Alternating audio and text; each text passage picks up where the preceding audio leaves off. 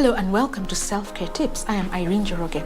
Now, working in the office or even in the field comes with its own challenges, and one of the main ones is actually trying to find something healthy and good to eat.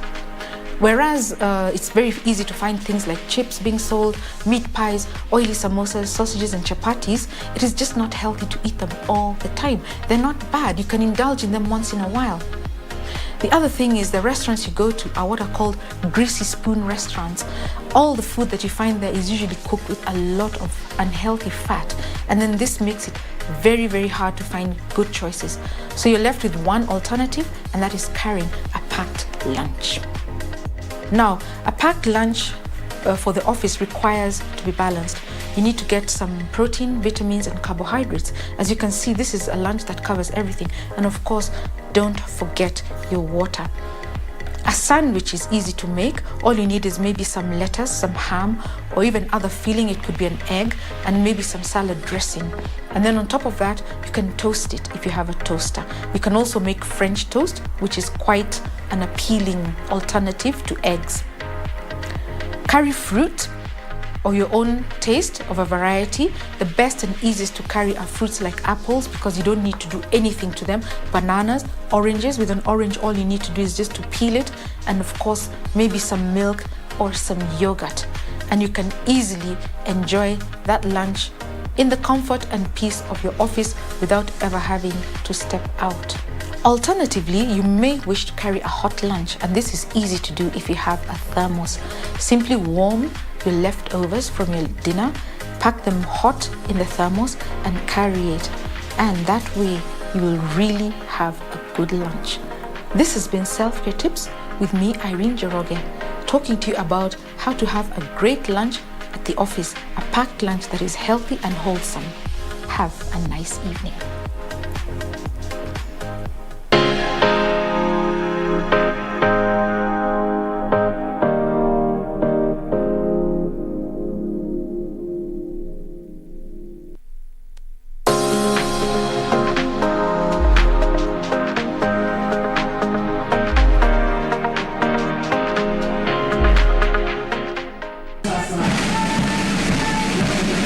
National Youth Service will hold its pass-out graduation ceremony this Friday, 10th of June 2022. His Excellency President Uhuru Kenyatta will be the guest of honor during the pass-out parade to be held at NYS Training College in Gilgil, Nakuru County. Follow the proceedings live on KBC Channel 1 this Friday from 9 a.m. NYS, go on, be great. As campaign intensifies for the upcoming general election, what does all this mean for you, the voter? What do the candidates have to offer? How prepared are agencies charged with the election process? Join John Kuria and Safina Chieng on Kenya Decides. This and every Tuesday from 10 p.m. on KBC Channel 1 as we unpack elections 2022 with a panel of various stakeholders. Make informed electoral decisions. Kisii County is majorly known for its bananas and has been thriving on soapstone. Kisii candidates are gearing up for the next governor of this county. What is their agenda for Kisii? Don't miss the Kisii County Gubernatorial debate from Kisii University this Thursday on the 9th of June exclusively on KBC Channel 1 from 9:50 p.m.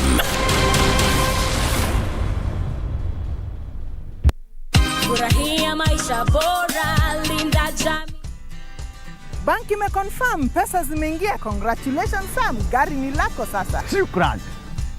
Oi boss, si uniache insurance yako nitumie kabla nijipange. Insurance ya gari haiwezi kuwa transferred kwa mtu mwingine. Sina habari na nikuulize, hii comprehensive insurance inakava vitu gani? Comprehensive Motor Insurance inakava gari linapoharibika wakati wa ajali pamoja na uharibifu wa mali ya mtu mwingine, gari likiibiwa au likichomeka. Pia inakava passenger wa gari lako na passenger wa lile gari lingine kunapotokea ajali. Kwani umenisahau mimi kama driver? Dereva hakui covered na comprehensive insurance, ila anajitafutia personal accident cover. Umenichanua. Rose, Yes. acha nishughulikie hiyo insurance, nitakujia gari kesho. Okay, sawa.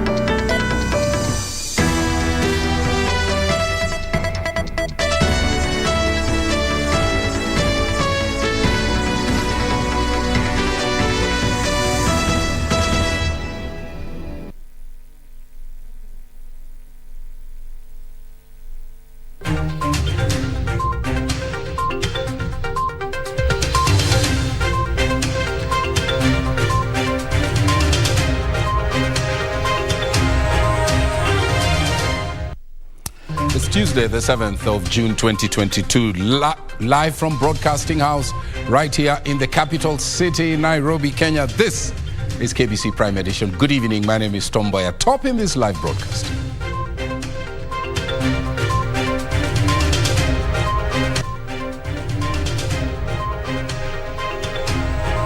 Mike Sonko's big fight. IEBC remains adamant it will not clear former Nairobi governor to vie. A contest for votes. Deputy President William Ruto pitches camp in northern Kenya as Raila Odinga woos Kajiado. Plus, moving to tame political interference, government stops creation of new administrative units until after August the 9th.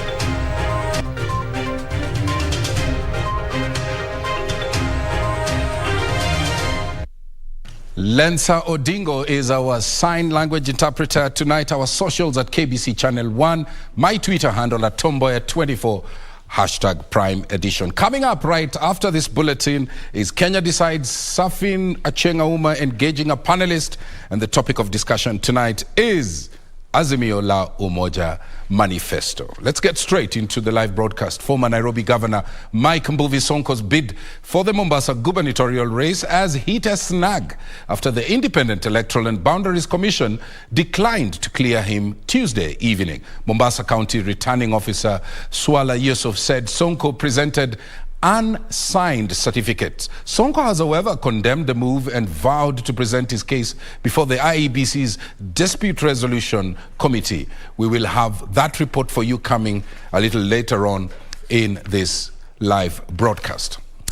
Now, Deputy President William Ruto, the Kenya Kwanza administration says the Kenya Kwanza administration will place emphasis on small-scale trader to power the country's economy. Ruto, who was in Wajir, says his administration will create a fund where those in second-hand trade can transit to new textiles as a way of creating wealth and employment. Here is that report.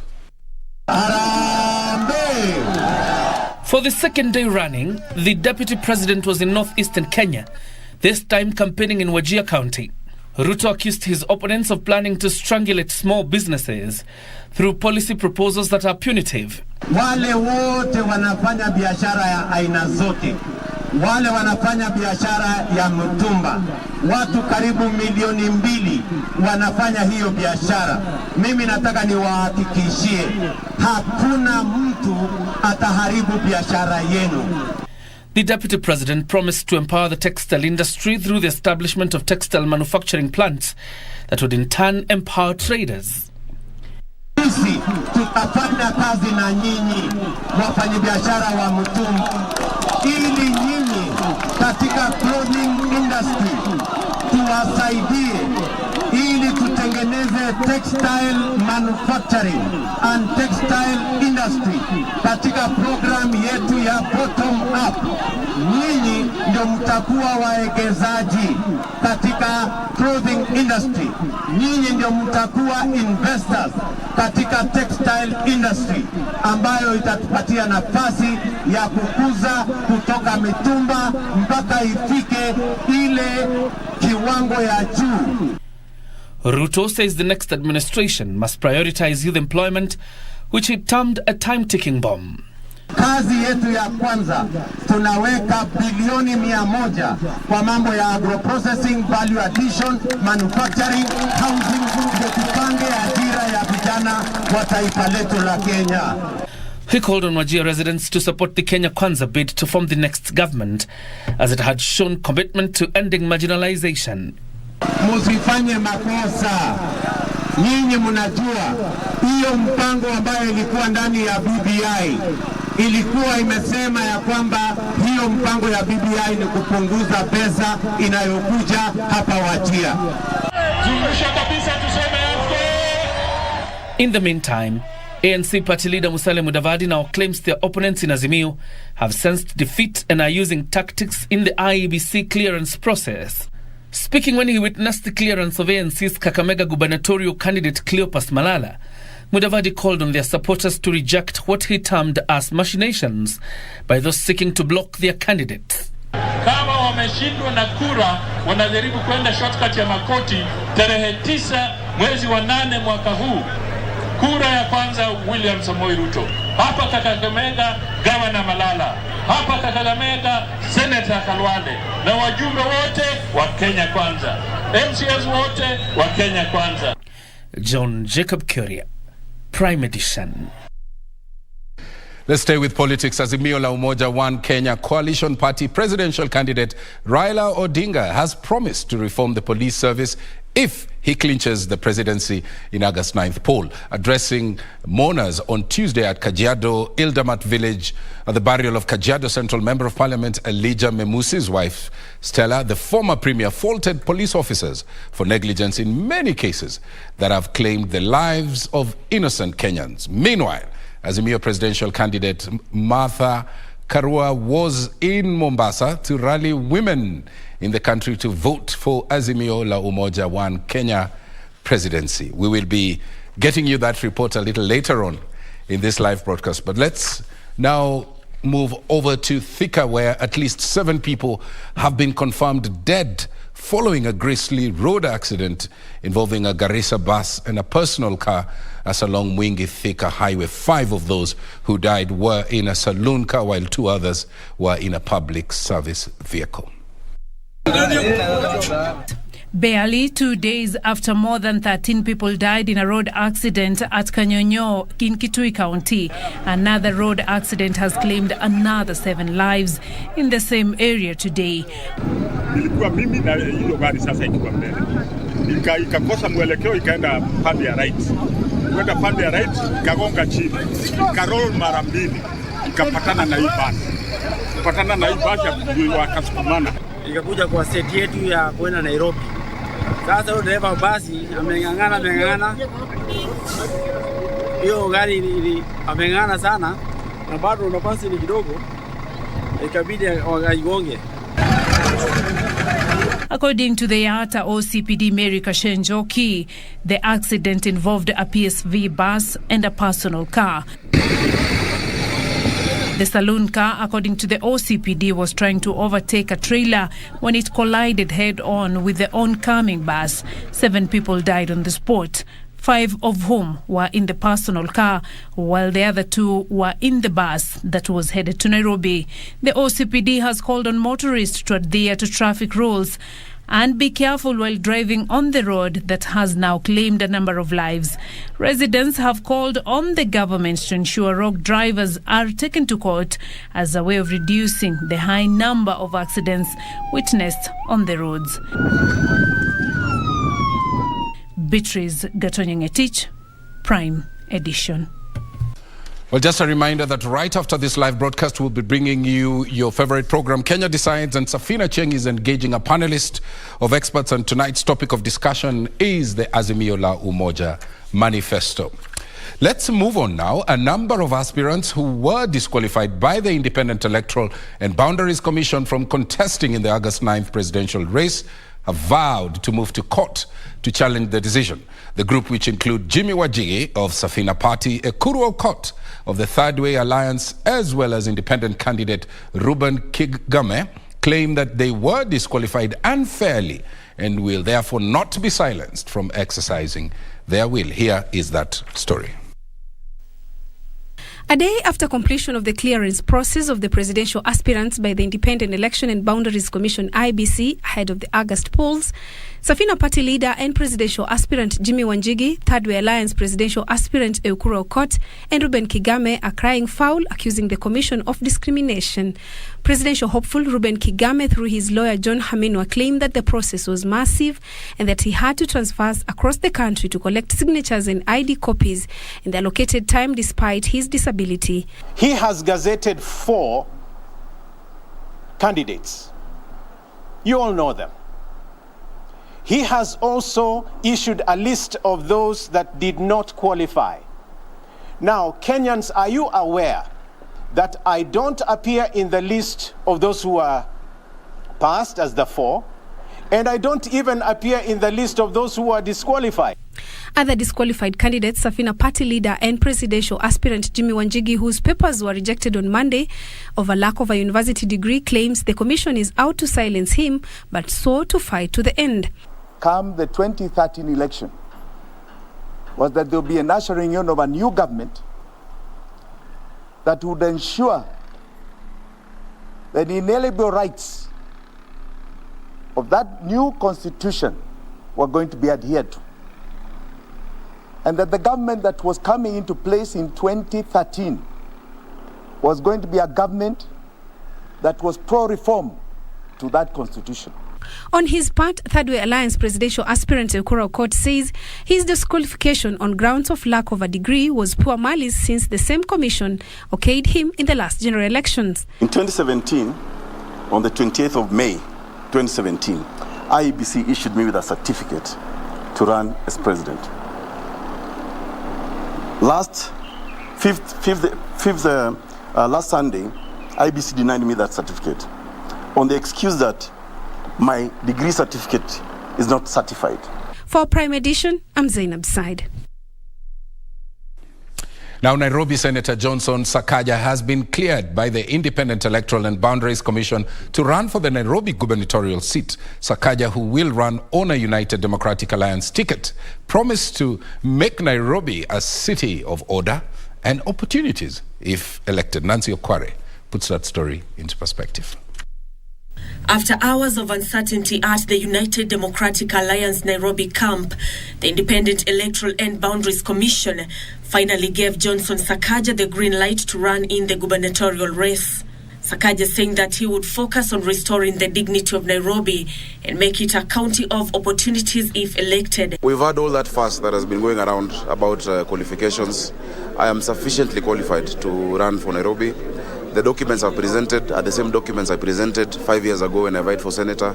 I'm still the same Sakaja, and everything is verifiable. Esther Thairu Waringa was also cleared by IEBC to run for Nairobi top seat as an independent candidate. It has been labor intensive from the word go, from the beginning when we began this journey as independent. Very difficult.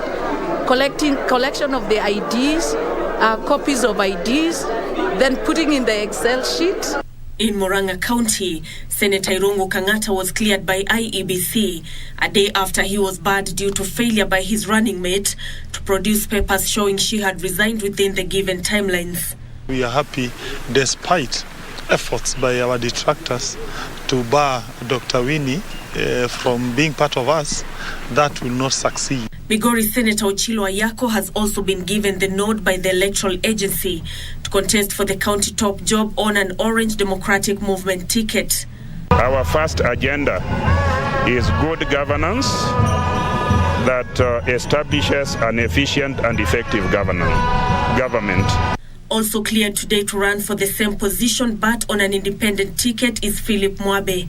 We will look at all avenues and technology that will help in improving our blue economy. This coming as the Kenya Kwanza Trans Nzoia gubernatorial candidate Chris Wamalwa was cleared by IEBC to run for the county's top job. Wamalwa promising to work towards eradicating poverty in the county should he be elected.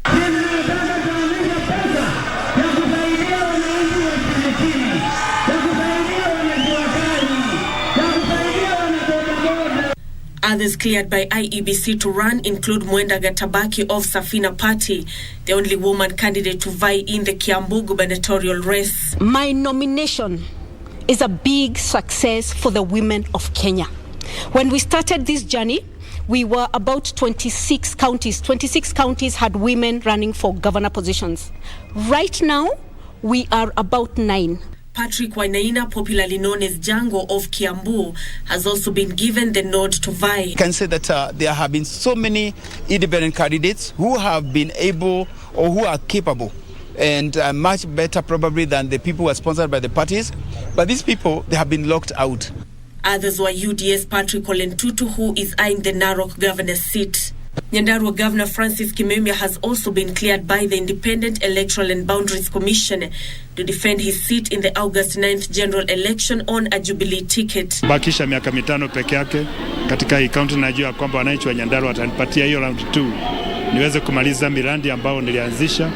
Meanwhile, a Kenyan-Italian Franco Esposito is among candidates who have been cleared to vie for the Kilifi gubernatorial position in August. Esposito will run as an independent candidate alongside his running mate Samuel Karisa. I will ask for more on top of the votes. I will ask you to sponsor my vision, which will create a better future for your children, a county that provides excellence in education for all children of Kilifi County. Nancy Okware, Prime Edition. And earlier on, we had told you about Azimio la Umoja One Kenya coalition presidential candidate Raila Odinga promising to reform the police service if he clinches the presidency in August 9th poll. His running mate Martha Karua was in Mombasa rallying women in the country to vote for Azimio la Umoja One Kenya presidency. That report is now ready, and here it is.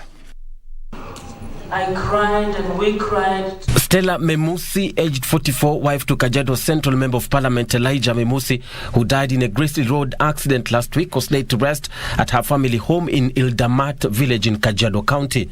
The car she was traveling in from Nairobi rammed into a stationary trailer near Isinya town. Azimio la Umoja One Kenya coalition party presidential candidate Raila Odinga was among the mourners who attended the burial. Odinga faulted the local police officers for negligence, saying the police service needs urgent reforms. Kwa hiyo mpaka tubadilishe this so-called police force and retrain it to make it a truly police service. Ndio wanaweza kutembea na sisi ili tuweze kupigana na yale maovu ambayo yametendeka, hasa mambo ya ufisadi. Odinga also demanded for immediate arrest and prosecution of GSU officers who shot and killed 4 demonstrators and injured several others last Thursday, terming the incident as unfortunate. He promised the Maa community he will address historical land injustice, livestock insurance to cushion them from drought and value addition in livestock products. Mambo ya mfugo tulisema tutaangalia mambo ya mfugo, tutaleta bima ya mfugo ili kama ng'ombe yako inakufa wewe au msimu umekula wewe unapata pesa. Kura tutasimama na wewe kwa sababu tunajua kilio chetu, marginalization yetu, shida zetu wewe unazielewa. Elsewhere, his running mate Martha Karua was in Mombasa County during the celebrations to mark the 70th anniversary of Maendeleo Anawake organization. Karua called on women in the county to vote in the Azimio to reap big from the next government. Kama wamama tukikosa kusaidia nchi yetu kusimama wima, tutakuja kulia na watoto wetu, na hiyo hatutaki. Kwa hivyo lazima tuangalie mwenendo wa kila mtu, wa kila kikundi kinachotafuta kura. Na lazima ujiulize, ni nani utaamini ataunganisha wa Kenya na kusimamisha nchi? Na sisemi tu kwa nyadhifa ya juu. Mimi nasema anza na yule anatafuta kiti ya MCA ward yako. Many families, households, jamii hawataki hata kupata pesa ya jioni ya kula chakula ya jioni. Akasema 2 million households zitapata 6,000 shillings kila mwezi.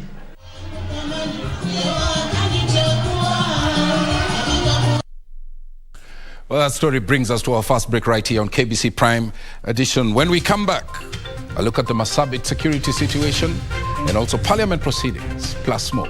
Stay with us.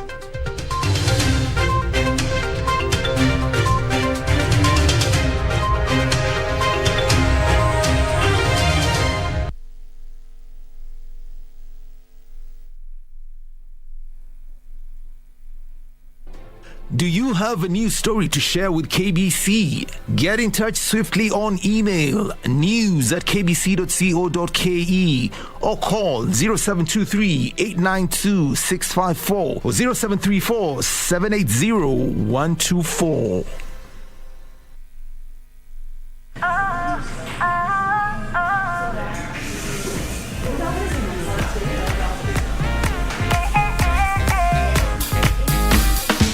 Come take a looky, come take a looky here.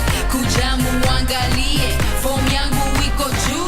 Come take a looky, come take a looky here. Cause you know it's your time and you shine right there and then. TCB Naturals, hair that lets you shine. To get John chapter 11 as your skiza tune, dial *811 *965#. I am the resurrection and the life. The one who believes in me will live, even though they die. John chapter 11, verse 25. To get John chapter 11, dial *811 *965#. To get John chapter 11, dial *811 *965#. Our arts and entertainment industry has evolved over the years. It is at such times that our destinies are written. Will we rise up in courage or die in cowardice? Who are the movers and shakers in film and theatre? Get trendy as we review locally produced films and stage drama every Wednesday at 9 p.m. on Cinemas and Theatre. Brought to you by the Kenya Film Commission. Film Kenya, Capture Africa.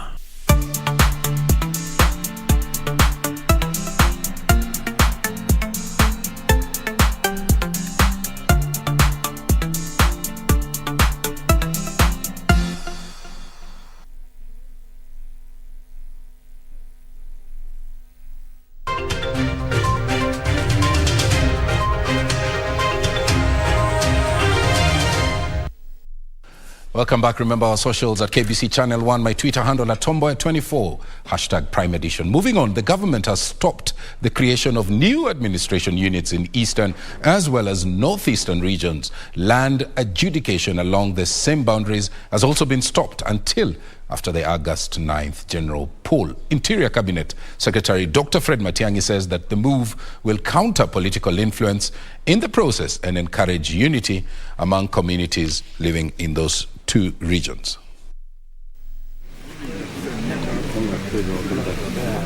The government has put a freeze appointments and creation of new administration units within northern Kenya to avoid conflict of interest during the electioneering period.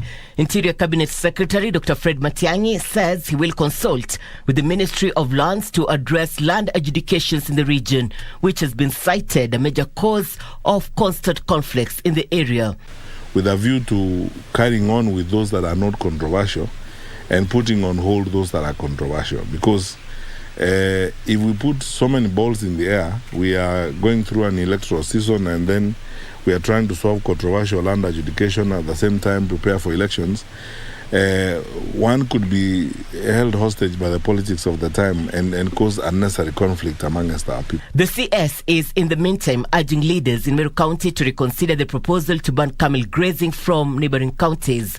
We must respect their authority and their powers according to the Constitution, but we are going to use lawful structures to request them to reconsider that decision because it's unnecessarily discriminating. And whatever objective they have, they can still achieve it without going that direction. Meanwhile, a section of residents at Kimugandura village in Laikipia County has called on the Independent Police Oversight Authority, IPOA, to investigate circumstances under which a teenager was shot dead during a confrontation with herders. The residents claim the 17-year-old Apiti Lekartua was shot dead by security officers as they drove a herd of cattle to a local police post after they found them grazing illegally on a private ranch. Awache mambo ya pita, kama nataka uchunguzi ya kijana, oje tuchunguze na njia yote ile mpaka tuhakikishe tumeona hiyo askari. Hatutosheki. Irene Mchuma Udim, the Prime Edition. Now, the government has committed to improving the quality of prisons' infrastructure. Speaking during the opening of a 4-day workshop that brought together 12 English-speaking African countries, Cabinet Secretary, Ministry of Information, Communication and Technology, Joe Musheru, challenged the International Committee of the Red Cross to deliberate on ways of securing prisons to avoid radicalization in the wake of the violent extremism. Ruth Mboya filed the following report. Overcrowding in prisons remains a big challenge for many nations globally, including Kenya. The government has committed to work together with stakeholders in the correctional space to minimize the number of offenders who end up in prison through the use of alternative dispute resolution mechanism. It is important for us in the governments of the world over to review how our prison systems operate and accordingly change prisons into centers of rehabilitation, social reintegration, and building back better. CS Ministry of ICT Joe Musheru noted violent extremism was another threat nations are facing. Improvements to Shimolatewa prison undertaken by the UNODC in partnership with the Kenya Prison Service have elevated the living standards and conditions afforded to suspected pirates awaiting trial towards minimum international standards. The head of the International Committee of the Red Cross delegation, Daniel Gerald, reiterated his commitment to improving African correctional services association members. To realize. In terms of the regional support, we're trying to bring in the AU. We have also today our head of delegation for ICSC delegation for the AU based in Addis, and we're also going to be trying to sort of put this forward before the AU authorities to see if collectively we can sort of put back this on the issue of the funding difficulties and the political support which prison services need. At the same time, the PS State Department of Correctional Services, Safina Kwekwe, noted that 80% of inmates are young, productive and brilliant minds, with the government working to ensure it comes up with ways of ensuring that they contribute to the economic development. It's a peculiarity that we have realized and we want to redress, and that is why I'm very encouraged that the outcome of this workshop, which will again be followed up with the Francophone workshop, I think later in the year, will be development of an African standard of what prison infrastructure should be like. To carry out maintenance of the prison infrastructures and also to create budgets that bear in mind the realities of resourcing in Africa.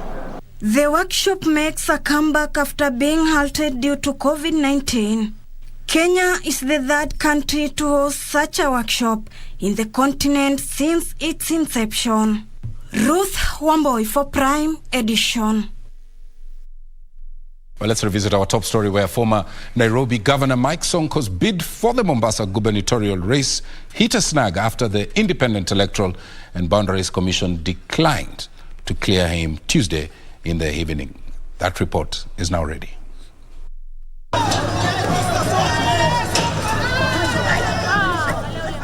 At around 2 p.m. on Tuesday afternoon, former Nairobi Governor Mike Sonko, accompanied by his running mate Kisaoni Member of Parliament Ali Mbogo and a host of his supporters, honored their debt with the IEBC at the KSG offices in Mombasa.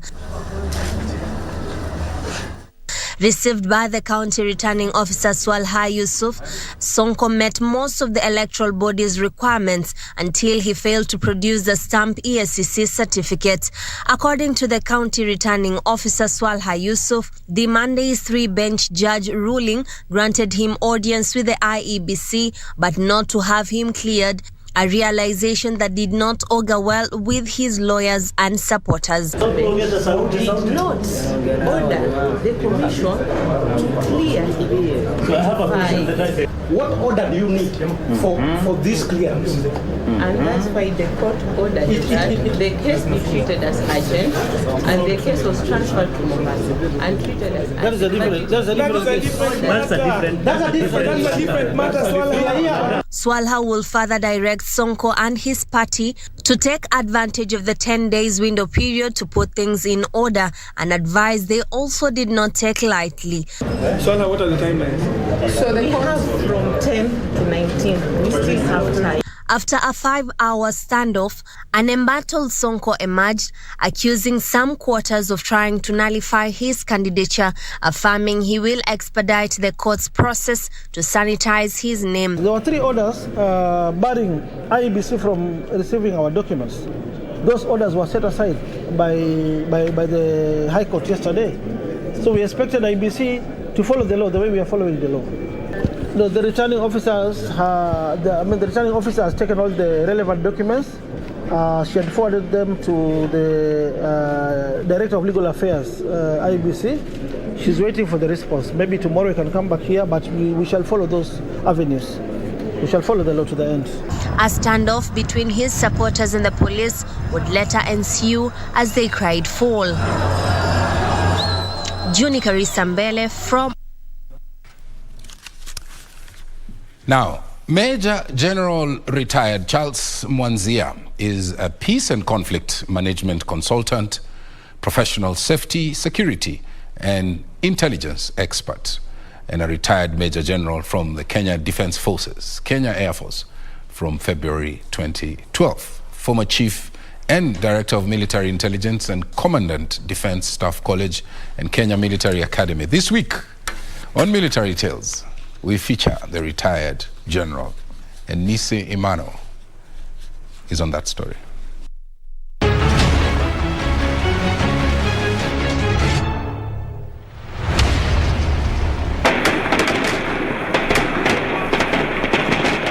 On the 21st of September 2013, 4 masked gunmen attacked the Westgate shopping mall in Nairobi, Kenya.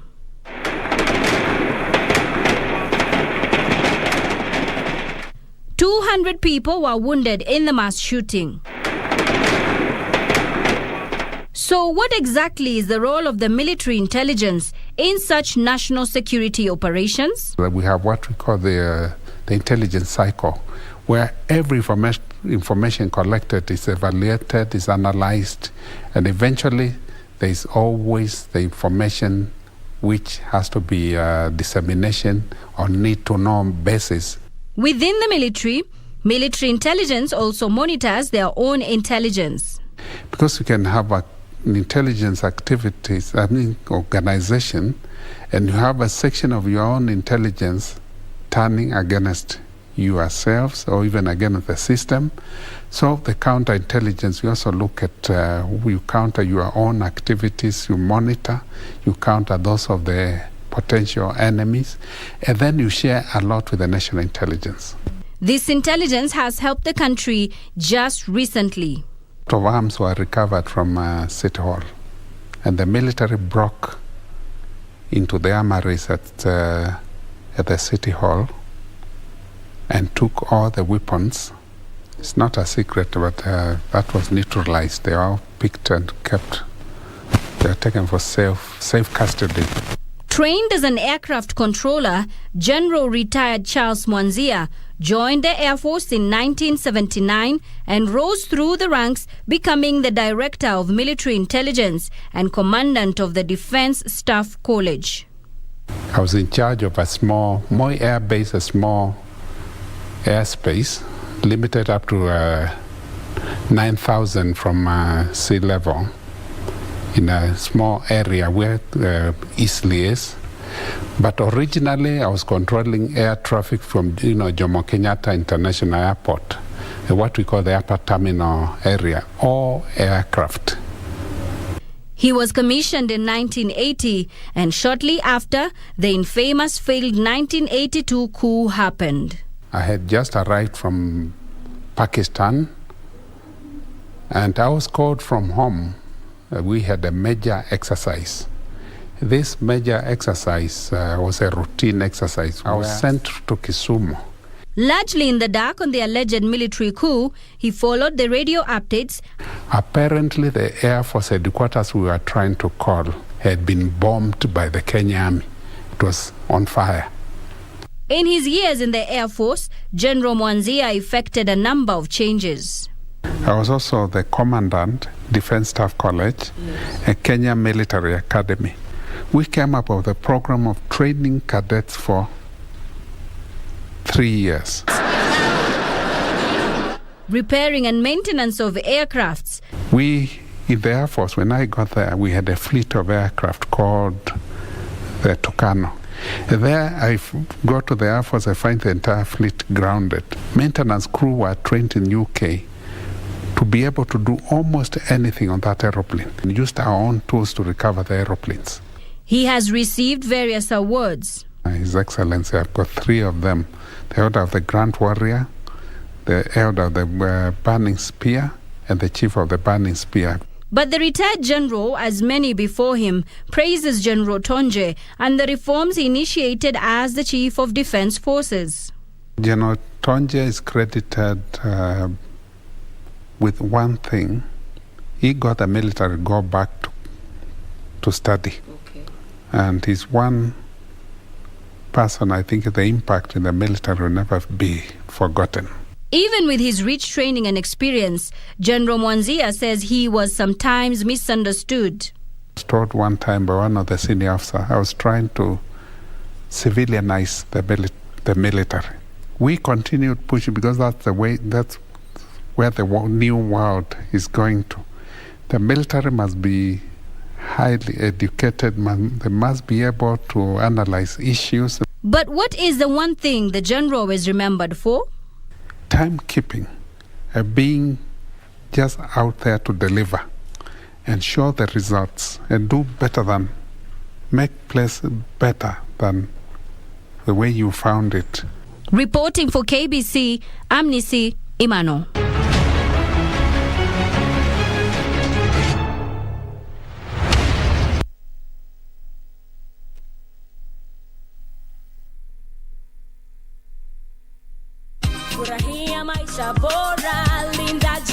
Hii ng'ombe ni yako. Asante. Hii ng'ombe itatoa maziwa mengi kabisa. Sasa shida ya school fees imeisha tena. Chukua hii. Hebu nikuulize, hii maneno unasikia ya bima ya elimu inaweza kuonekana mtu ana process ya kuchukua insurance kama yote ni rahisi. Hata niko na kaba ya gari yangu. Kwanza unajaza proposal form kama hii na uijaze wewe mwenyewe. Na kama haujui kusoma, uijaze na mtu. Hakikisha ile majibu umepatiana ni sahihi na ni ya kweli. Pia dhibitisha insurance cover imeangalia maslahi yako. Na usiwahi sign proposal form ambayo haijaandikwa kitu chochote. Pia ukumbuke kujitolea photocopy yako. Sasa wacha nianze hiyo process. By the way, ukisubmit hiyo proposal form, uhakikishe umepatiwa policy document. Uisome na uielewe. Hiyo ndio dhibitisho ya kuwa unabiva. As campaign intensified for the upcoming general election, what does all this mean for you, the voter? What do the candidates have to offer?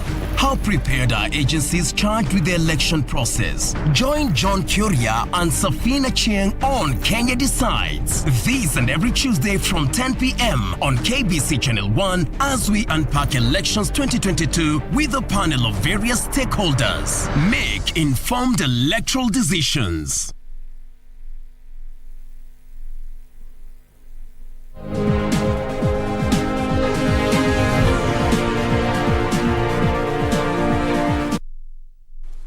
Welcome back. Today is World Food Safety Day. Betty Kiptum is on set to tell us how the economic outlook of the country looks like. Betty. Thank you very much, Tom. Indeed, as you said, today is World Food Safety Day, and quite some concerns about the health or the safety of the food that Kenyans eat. Now, the government has set aside 10,000 acres for the production of fodder at the Galana Kulalu irrigation scheme. Livestock Principal Secretary Harry Kimutai says the fodder is set to complement maize production at the scheme to make Galana a more viable venture and reduce the cost of dairy production. The Galana Kulalu irrigation scheme is a 1 million acre project that has been under development since 2015 in a bid to reduce food insecurity in the country. The government has so far identified 5,000 acre model farm for production of maize, beans and potatoes among other foods. The Ministry of Agriculture now says it has set aside 10,000 acres for production of fodder in a bid to deal with the shortage during the dry season. The government says it wants to complement the maize production at the Galana Kulalu with fodder to make the scheme more profitable. Cost of production of maize, because it requires a lot of logistics, storage and all these things had to come in, because they had to transport all the way to the National Cereals and Produce Board. But with the forage, I think we just need to store it well within the open fields and cover it, and then start supplying to the various farmers. The fodder farm is expected to reduce the cost of animal feeds in the country that has spiraled due to the drought and the Russian-Ukraine war. This has led to a spike in milk prices by 30%. Because we shall need what is called the high crude protein fodder like Lucerne, Alpha in those areas, which are very good for dairy production. The government has further extended yellow maize importation window by another 6 months. We shall now allow the GMO maize will be 99.01%. So with that, they will be able to get this yellow maize from international market. The Agriculture Ministry further says a cabinet memo on genetically modified organism has been prepared as Kenya inches closer to commercialization of BT maize. Benson Rioba reporting for Prime Edition. Thank you, Benson Rioba, for that report. Now, the World Bank projects that Kenya's economy would this year slow to 5.5%, down from 7.5% in 2021, dragged by the knock-on impact of the Russia-Ukraine crisis, as well as poor rains and risks associated with the August polls. The latest report by the World Bank further indicates that high commodity prices would make imports expensive and exports are likely to be negatively affected by a projected slowdown in global growth. Kenya's economy staged a remarkable recovery from a contraction of 0.3% in 2020, a first in nearly 3 decades, to a growth of 7.5% in 2021, boosted by recovery from the effects of COVID-19 pandemic that saw all economic activities, save for agriculture, register positive growth. In its latest forecast, the World Bank has upgraded the projected growth for Kenya's economy for this year from an earlier figure of 4.9% to 5.5% on account of a stronger than expected recovery from the coronavirus pandemic last year. The World Bank projects that Kenya's economy would have grown by a higher figure, but is likely to be dragged by the impact of Russia's invasion of Ukraine that has driven up the prices of fuel, fertilizer and wheat. The report indicates that the war in Ukraine and subsequent sanctions on Russia are expected to subtract about 0.5 percentage points on Kenya's GDP this year and 0.3 percentage points in 2023, mainly due to indirect terms of trade losses. The World Bank projects that high commodity prices will increase import costs, while the projected slowdown in global growth will soften the demand for Kenyan exports. In 2021, all sectors of the economy, save for agriculture, registered growth, and the World Bank projects a slowdown in the agriculture sector to persist this year due to poor rains and higher farm input costs. The report indicates that this is likely to increase food insecurity and in turn drive up poverty levels, as a large proportion of the population rely on the sector for their livelihoods. Regina Manyar reporting for Prime Edition.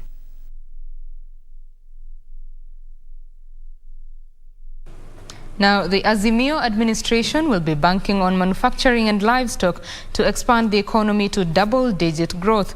The political outfit says it will increase funding to counties to start industrial parks and tap heavy machinery companies to set up steel mills and motor vehicle manufacturers in Kenya. The coalition party's manifesto that was unveiled yesterday is also banking on increasing investment in agriculture to drive economic growth. Azimio!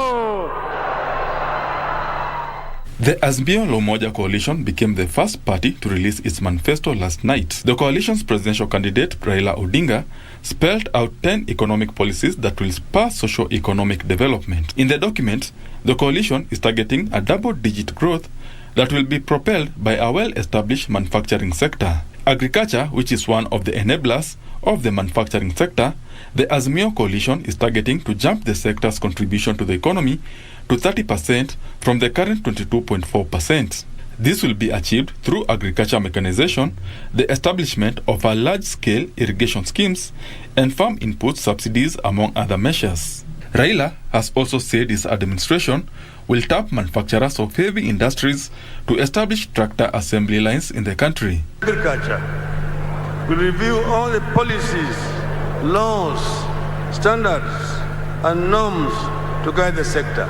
To intensify the agriculture sector, the coalition will establish a minimum guarantee scheme to protect farmers from poor prices and reduced post-harvest losses. In the livestock sector, the administration will focus on increasing value addition and protecting herders from losses during the dry season. This minimum guarantee for farmers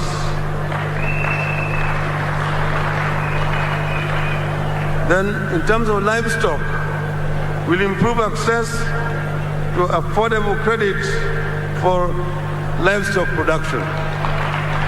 On the blue economy, the Azimio blueprint says it will invest in technologies to exploit deep-sea fishing. To further show up the manufacturing sector, Azimio says it will reduce the cost of electricity by investing in cheap renewable energy and increasing efficiency in transmission. Energy, as the world moves away from the fossil fuels, is going to be hydrogen. And hydrogen is available in large numbers in our country here. Rivers flowing into ocean carrying a lot of water. Hydrogen is just extraction of hydrogen from water and living oxygen, which is also usable. We will produce hydrogen here and use it to manufacture, to generate energy. The administration has promised to make amendments to the taxation regimes that will favor youth startups in the country as part of promoting small and medium enterprises. We are going to go to primary production so that our people who are importing mitumba can have good product to sell here. I'm saying that we are not moving anybody out of business. We'll ensure that those who are importing mitumba get the first hand to market goods which are going to be manufactured here in this country. On improving the digital economy, the coalition is committing to protecting intellectual property to foster innovations. Other key areas targeted for growth include tourism, mining, and infrastructure development. Benson Drioba reporting for Prime Edition. Now, architects are sounding alarm over the high number of unapproved construction projects going on in the country. The Architectural Association of Kenya says over 70% of ongoing projects have not gone through the right approval processes, risking the lives of users. The association is calling on county governments to hire certified professionals in order to reduce the construction mishaps witnessed in the country. The construction sector has added over 400 billion shillings to Kenya's gross domestic product in 2021, providing direct and indirect employment to millions of Kenyans across the country. Despite this, the sector has not been spared from the global constraints occasioned by COVID-19 and local challenges that are debilitating the practice. As we are recovering from this pandemic, our economy, like many other economies globally, has been affected by other factors that have resulted in steep increases in the cost of living, causing untold suffering to many citizens. Architectural Association of Kenya President Wilson Mugambi says poor online permit systems, unnecessary formalities when seeking tenders, and choosing foreign companies over local talent is derailing the growth of the infrastructure sector. If you have people who have the capacity and the knowledge of this kind of projects, basically have properly registered architects, engineers to actually approve and overlook all the projects being submitted by their colleagues, it will actually be seamless. Even if they are to come and do the work, we need to have a bigger share in terms of the work. They need to partner with the locals. The association is now urging relevant state agencies and the National Construction Authority to improve digital permit systems because despite the review of the building code, many portals and government offices still frustrate professionals in the sector. They say over 80% of building and planning applications in various counties on the e-permitting system are yet to be approved. The association argues the county governments have no clear statement of the timelines, with delays taking up to a year. There's a lot of action that needs to be taken to ensure it's easier for people to get their projects approved, thereby making business easier in the real estate industry. AAK now wants the government to provide a system where local professionals get priority over foreign companies on projects in the country to ensure locals benefit the most in the sector. As of recently, the construction sector has been riddled with a lot of mishaps, but architects insist the only way to remedy the situation is to ensure you hire professionals. Hibak Said for Prime Edition. Now, Hibak Said's report brings us to the close of business news this particular evening. A bit earlier, our story on Azimio's economic agenda showed that there was live footage. It was not live footage, that was footage from yesterday's Azimio's function launching their manifesto. Well, that's it for the business news. Karen Kibet is standing by to give you the latest in the sports arena. My name is Betty Kiptum. Do have yourself a lovely night. Bye-bye.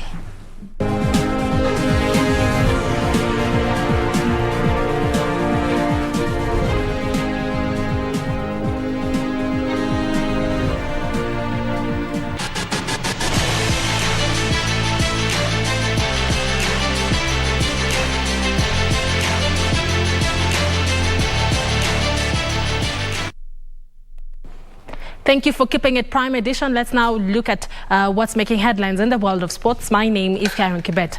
Now, the hosts Kenyatta University's men's football team went down 0-2 to Makerere University Business School in a Group A match of the ongoing Africa University Games. The loss pegs back Kenyatta University's winning start, which had seen them register a slim 1-0 win against Gamal Abdel Nasser University of Guinea in their opening match. Raymond Watekire and Munir Said scored a goal apiece for Makerere. In another Group A result, American University of Cairo and Gamal Abdel Nasser played to a 1-1 draw. The winner of the men's title will qualify for the World University Games scheduled next month in China. The 10th edition of the Games has attracted 2,000 athletes from over 40 universities from 16 African countries. Titles in a total of 17 disciplines are on contest. Some of the disciplines include football, athletics, basketball, table tennis, volleyball, and rollball, among others.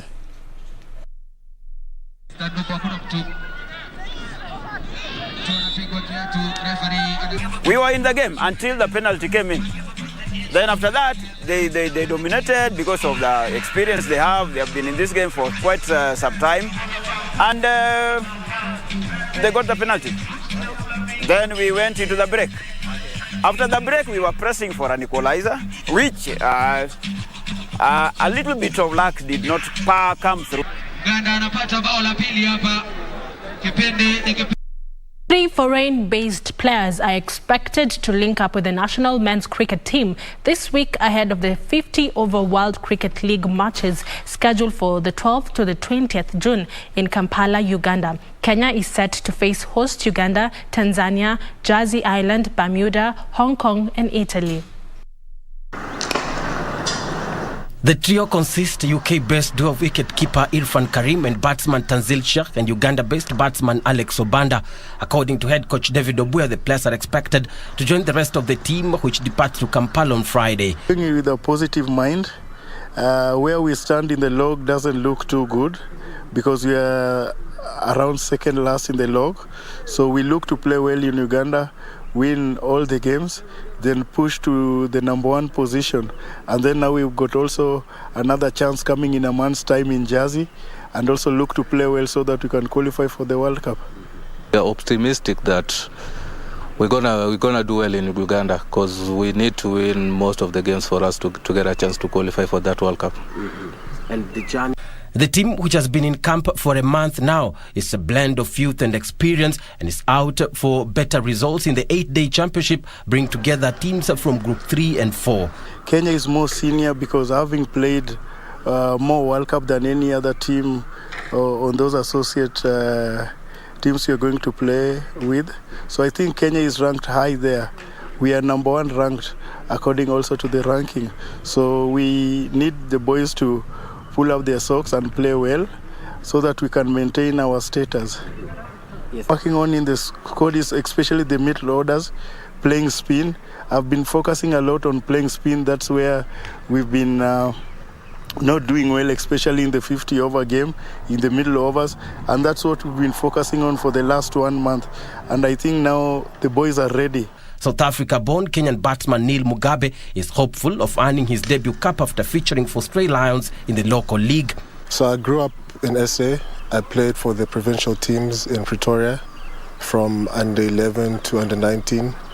And then after high school, I went to the academy, Titans Academy. But because I'm Kenyan by birth, Kenyan documents, I was not able to progress. So the chance came for me to come here to play for Stray and to hopefully make the national team. I want us to get back to ODI status where we're playing against the best in the world. So I think that's what drives all of us, and that's what my motivation is. Yeah, his qualities are good. He's up the mark, so he's somebody to watch. Yeah. So when his opportunity comes, he needs to grab it. Head coach Obuya intimated that he is out to build a 30-member squad from which he'll draw players from, adding that this will increase the competition for places in the squad. I've been looking at for the next 2 years is to build a strong squad, not a team, a squad of 30 players, whereby I can pick out of the 30 players whoever, and not being worried that he cannot fit in the shoes of someone who is replacing. So I'm looking to work on a squad in the next 2 years.